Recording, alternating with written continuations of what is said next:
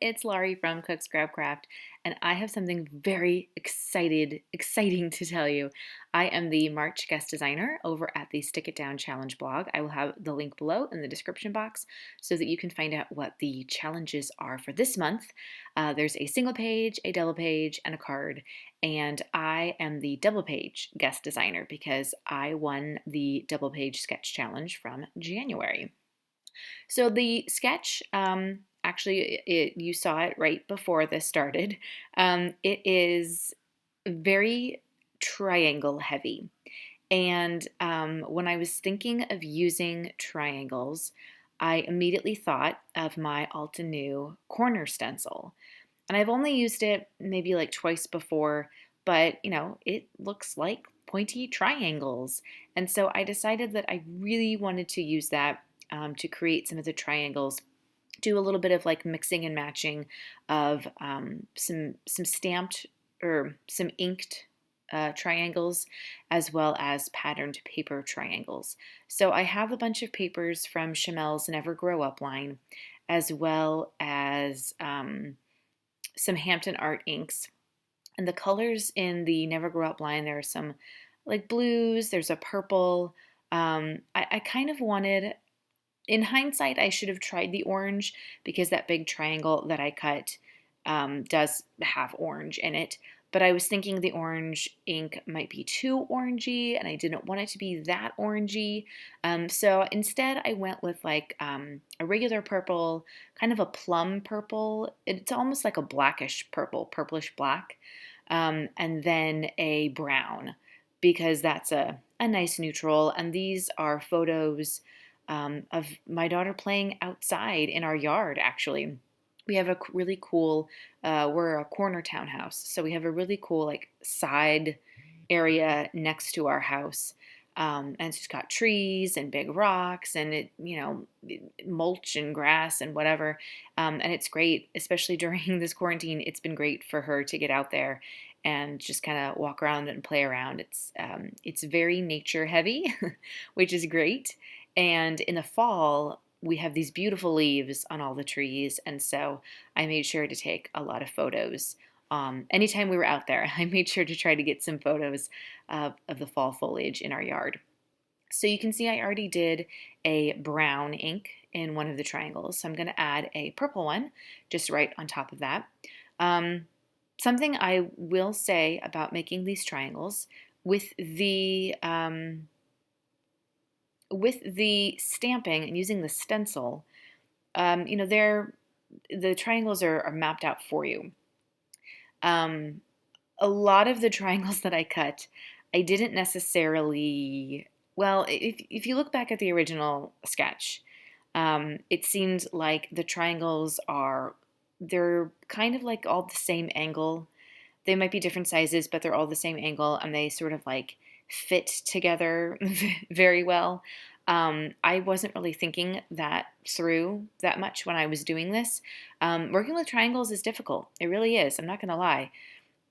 Especially if you don't have like a triangle stencil or a triangle puncher or anything like that. So I just kind of winged it. I'm going to be honest, I just kind of winged it.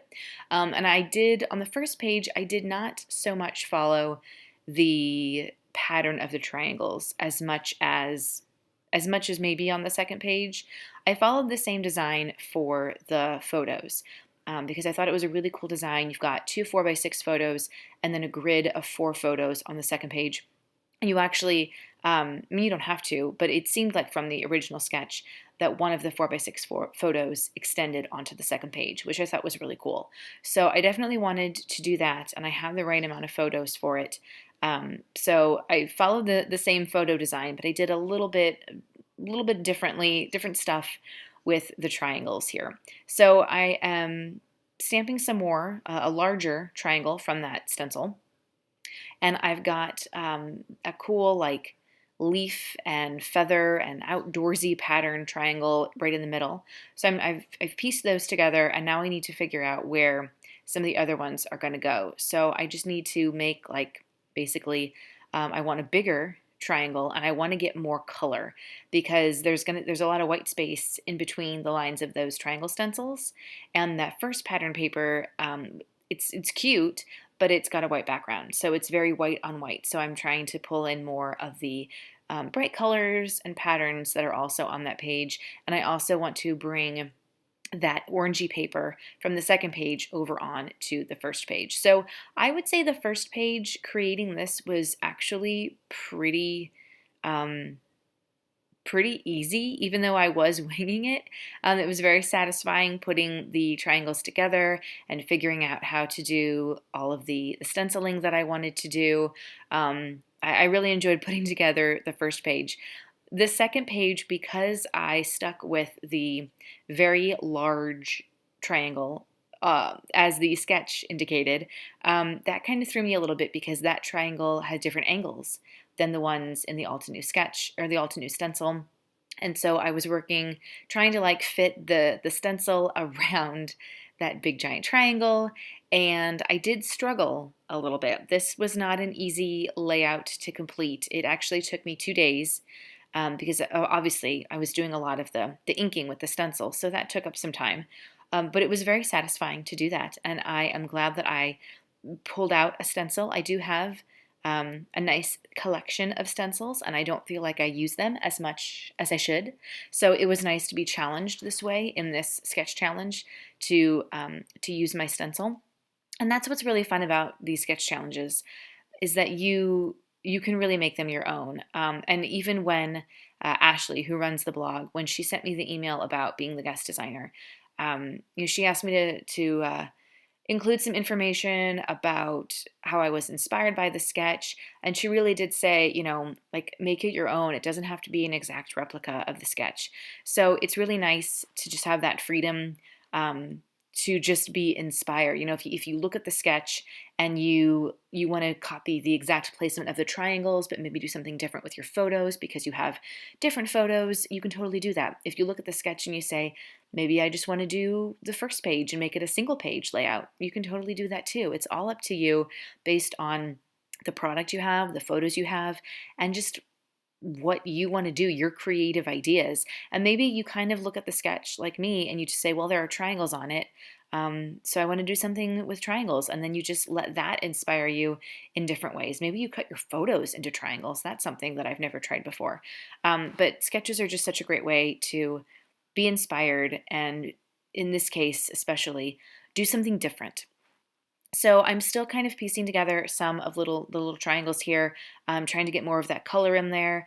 I had that little leftover bit there, so I thought, you know what, that'll look perfect there next to just having a smaller size next to the stamping. So because I'm pretty happy with where most of those triangles are, I decide I'm going to go ahead and place down the photos so that I can get those where I want them. And then I just want to kind of add a little more triangle action going on toward the bottom there. At this point, I haven't even started to think about embellishments. I have a lot of the Chamel Never Grow Up embellishments to go along with the pattern papers. That's all in my March scrapbook haul, which hopefully I've shared with you by the time this video goes up. We'll have to see. So here I'm trying to pull in more of that purple paper because, as I said, I use some of the purple Hampton Art ink, but I haven't really gotten a good dose of the purple pattern that's part of this Chamel line. So something that I am doing here is making a triangle come in on the angle. And that was not in the original sketch. Most of the triangles were right side up or upside down. I just decided to kind of come in at the angle and just do something different. And I think that also threw me a little bit because I wasn't thinking how it would work with the second page. I was just focused on getting the first page done and just taking it, one page at a time. So that did throw me just a little bit. And now it is time to move on to the second page. So you can see that I've cut the extended photo, and now I'm just adding the part that's going to be extended onto the second page. So the first page is done in terms of the photos and the pattern papers. Now I have to figure out where to put the triangles for the second page. the second side of this. And I love that big giant triangle. I kept that, like I said, as original to from the original sketch. I think maybe my problem came in because I used the stencil and I did a triangle going up, and the original sketch had a triangle pointing down next to the big triangle. I actually didn't have the sketch up while I was working on this, so I was just kind of going off of what I remembered of it in my head. Which is when I use sketches, sometimes that's how I like to work. I don't like to have the sketch necessarily within easy reach because sometimes I don't want to do it identical to the way it looks. But maybe for something like this, you would want to have it up. So right now I'm just cutting down all 4 of those photos that I have there, and weirdly enough, it seemed like I had 2 of the same. I don't know, like they're slightly different, and I don't know if it was a printing error or if I happened to take like 2 consecutive shots very quickly and just didn't realize it when I went to print them. I don't know. So anyway, but it doesn't matter because they're all really cute. They're really great photos. I love the colors in them, the fall colors. And my daughter's wearing her Halloween PJs in them. Quarantine, we didn't really get dressed a whole lot during quarantine, and maybe you guys can relate to that as well. But it was kind of nice because I didn't really have to buy her new clothing because she just wore her pajamas all day. So we had to buy new pajamas, but not exactly new clothing, and she wasn't going to traditional school or anything, so it was fine. So here I am struggling with the triangles. I'm just trying to figure out, like I said, because the angles of that big triangle are so much different than the stencil triangles. And the stencil triangles were what I had been using and basing everything else off of on the first page. And now here I am with this like giant triangle, and I'm like, what do I do? I don't really like that there's that white space underneath the teal paper. So I'm using some Amy Tangerine late afternoon phrase stickers just sort of cover that up. And now I'm like, maybe I should move the photos over, but I don't really like that so much because then it's very off center with the triangle. So as you can see, through the magic of editing, I did figure out what I wanted to do. I added another extra little triangle underneath the teal one, just to kind of fill in some of that white space there. And then I was able to piece together just a few more triangles at the top, kind of along the side of that big one. So I am pleased with the way it turned out. And now I get to do the embellishments and the titling, and that's the part that is always the most fun, is creating those embellishment clusters and getting all that together. So I really wanted to add some of this fun little trim down at the bottom. It's like a yellow pom-pom trim, and I just thought the colors were kind of perfect. It had a fall theme to it because of that color, and I'm going to pair it with a banner sticker. So this is a technique. When I do trim like this or ribbon, sometimes I like to staple it down, especially the trim because it's really hard to get like a glue dot on it or anything like that. And trying to use like regular glue is sometimes messy and it doesn't always stick, so I like to do staple. And what I do, because I have a small stapler, I just open the stapler all the way, take a big eraser, put the eraser under the page, and then staple down into the eraser. And then I flip the page over and use the eraser to help me pop the prongs of the staple flat. Or you can also cover them up with washi tape on the back too, if you're afraid of like getting cut or something when you're putting your paper into a page protector. So I created that little embellishment cluster there, and that kind of fits with what the sketch had. There was like a floral looking thing going underneath the grid of those papers. And I'm going to do my title. So the explore word came from a Chamel, the Chamel Never Grow Up thicker pack. I don't know what it's called. Now I've got some really cute doodlebug purple letters. I've had these for a couple months and I have not used many of them. They kind of got buried in my alpha sticker drawer. I actually have 2 alpha sticker drawers. It's really bad. And I'm getting to use up some of the Florence Bella Boulevard stickers in black. I did make a 0, be the O. That's the easiest alpha sticker hack ever. So my title is a long title underneath the 2 main photos on the first page, just like in the sketch. And my title is Explore Your World. Of course, our world this past year has been our yard, but like I said, it's been really nice to be able to get outside and play, and just have access to some sort of outdoor space, especially in the fall when the leaves change and it looks really nice. So I'm just adding a couple extra pieces, some flowers from Shemel Never Grow Up, some enamel dots, and like this really cool wooden flare piece. I really liked the way it looked. It's a really cute little embellishment pack. So I've got flat stickers, I've got big puffy stickers, lots of really good items to choose from. I was trying to find things like there are fish on there. I'm not going to use fish on this layout. So I was trying to find things that were outdoorsy, but that also fit with the theme of the photos. Maybe something that could be a little bit fall-y. So I'm just sticking down some more enamel dots up there, and there's a little sticker that is going to be where my journaling goes. I love when embellishment collections include journaling spots. That is very helpful because sometimes I don't always like to try to write on pattern paper. I feel like I'm started using white paper more often, so it's obviously very easy to write on white cardstock because you can see it. But if you have a layout that's like all pattern, it can be really, really tough to just figure out where to put the journaling because it's hard to see it on the pattern paper. But yeah, anyway. So here I'm writing the date on that side because I didn't have enough space to put the date on the journaling spot. No big deal. So the second page is pretty much done with embellishments. I'm going to add a few little pieces more on the first page. And then this layout is gonna be done. And there will be some close-ups to follow. So I hope that you stick around and take a look at all of those. And I also hope that you play along this month at Stick It Down.